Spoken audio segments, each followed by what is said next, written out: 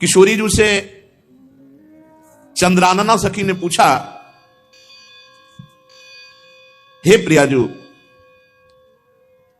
हे राधे, परम सौभाग्यदायक महान पुण्यजनक श्री कृष्ण की प्राप्ति कैसे होती है? प्रियाजू से पूछा। प्रियाजू ने कहा, बहुत जल्दी श्री कृष्ण की प्राप्ति कराने में समर्थ है श्री तुलसी महारानी जी। प्रियाजू का बताया हुआ उपाय श्री वृंदा सखी, ये वृंदावन की अधिष्ठात्री देवी हैं, ये वृंदावन की पूरी व्यवस्था को देखती हैं। प्यारे जो के नित्य केली की व्यवस्था करती हैं और इनकी कृपा के बिना कोई वृंदावन में प्रवेश नहीं कर सकता। ये हमारी प्यारी जो की प्रिय सखी वृंदा सखी श्री तुलसी महारानी जी। चंद्रानना सखी ने कहा कि परम सौभाग्यदम राधे महापुण्यम वरप्रदम श्री कृष्ण श्यापि लभ्यर्थम, उनका तुलसी सेवनम मतम। मेरे मत में यदि तुलसी जी की सेवा की जाए, तुलसी जी का यदि स्पर्श हो जाता है, तुलसी जी का नाम कीर्तन किया जाता है, तुलसी जी को प्रणाम किया जाता है, तुलसी जी का वृक्ष लगाया जाता है, तुलसी जी को जल अर्पित किया जाता है और तुलसी दल से नित्य भगवत सेवा की जाए, तो बहुत जल्दी श्री कृष्ण प्रसन्न हो जाते हैं। प्रतिदिन जो तुलसी जी की भक्ति करता है, तुलसी का पौधा रोप करके तुलसी जी का सिंचन करना, तुलसी जी को तिलक लगाना, तुलसी जी को माला पहनाना, तुलसी जी की परिक्रमा करना, तुलसी जी को प्रणाम करना, वो कोटि सहस्त्र युगों तक ऐसा महान सुकृत होता है कि भगवान श्री कृष्ण के नित्य समीप रहता है जो तुलसी जी की सेवा करता है। जब तक मनुष्य की लगाई हुई तुलसी की शाखा प्रशाखा बीज पुष्प सुंदर दल से तुलसी जी सुशोभित होती है, तब तक हजारों कल्पों में श्री हरिधाम में रहते हुए उसका कभी पुण्य नष्ट नहीं होता। जैसे एक दिन 1000 कल्प, 2 दिन 2000 कल्प वो भगवान के नित्य धाम में महान सुकृत के बल से भगवत धाम में रहेगा, जो तुलसी जी का पक्का मान लीजिए। जब स्वयं में से तो तुलसी जी रोपण करके तुलसी जी का एक वन लगाया था और रोज नवीन नवीन मंजरी तुलसी दल लेकर प्रभु के चरणों में कहीं ना कहीं तुलसी जी की कृपा हुई।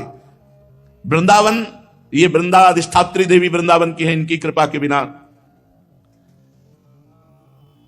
हे चंद्रादने, संपूर्ण पत्रों और पुष्पों को जो उतार करके सम्मान पूर्वक पहले प्रार्थना करनी चाहिए, हे वृंदा देवी, हे तुलसी जी, भगवान श्री हरि की पूजा के लिए या प्रियाजू की पूजा के लिए हम आपके कुछ मंजरी कुछ दल लेकर के सेवा करना चाहते हैं, आप कृपा करके मुझे दीजिए, और फिर उतार लें। ऐसे नोचना नहीं, बहुत सम्मान से बहुत प्यार से, तो तुलसी जी प्रसन्न होते हैं। जो मनुष्य तुलसी दल से श्री हरि की पूजा करता है, कोई भी पाप उसका स्पर्श नहीं कर सकता। पूर्व में किया हुआ कोई भी पाप उसको दंड नहीं मिलेगा, जो तुलसी जी की आराधना नित्य करता है। अब इतना जल भी ना चढ़ा दे, मार पुण्य हो जाए और तुलसी जी अंतर ध्यान अनुकूल जल, जैसे मान लो गमले पे हैं तो इतना बड़ा तांबे का रोज उससे चढ़ा, अब भर के लोटा चढ़ा दोगे 2-4 दिन में अंतर ध्यान हो जाएंगे तुलसी जी। बहुत विवेक से जरूरत है, मतलब भारी पुण्य होगा।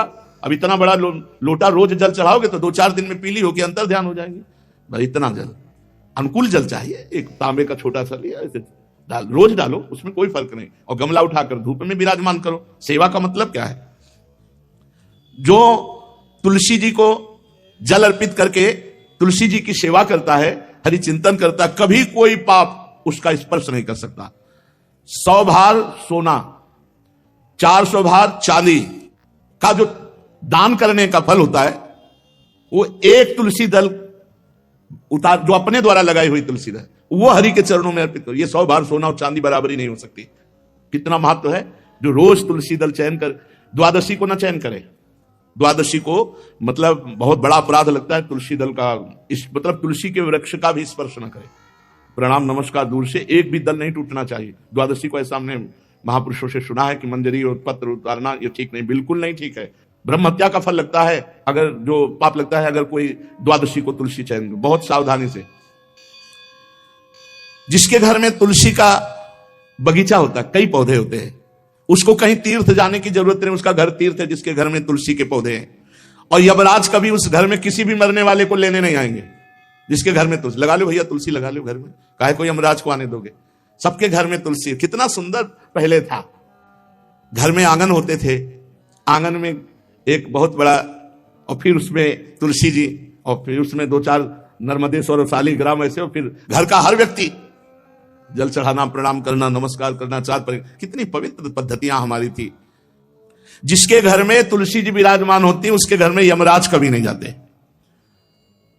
जो तुलसी जी का सेवन करता है उसकी सारी कामनाएं तुलसी जी पूर्ण कर देती हैं। तुलसी जी को लगाना, तुलसी जी का पालन करना, तुलसी जी को सिंचन करना, तुलसी जी का दर्शन करना, तुलसी जी का स्पर्श करना, मनुष्य के द्वारा जो मन, वाणी और शरीर से पाप हो गए सबको तुलसी महारानी क्षमा कर देती है, दग्ध कर देती है। पुष्कर आदि तीर्थ, गंगा आदि परम पावन नदियां, ये सब जो स्नान आदि अवगाहन आदि करने का फल देते हैं, वो केवल तुलसी जी घर में विराजमान है उसको फल मिल जाएगा। कितने बढ़िया। जो तुलसी जी की नवीन मंजरी